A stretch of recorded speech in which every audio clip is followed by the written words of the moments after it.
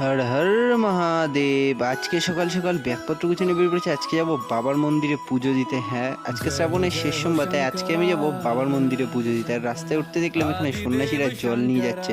যাক, এরকম একটা চিত্র দেখে সকাল সকাল মন খুশি হয়ে গেল। আর তারপর আমরা আমাদের গাড়ি ছেড়ে দিলাম। আর অবশেষে আমরা পৌঁছে গেলাম জলেশ্বর শিব মন্দিরে। আর এখন চলো আমরা হাত পা ধুয়ে লাইনে দাঁড়াবো।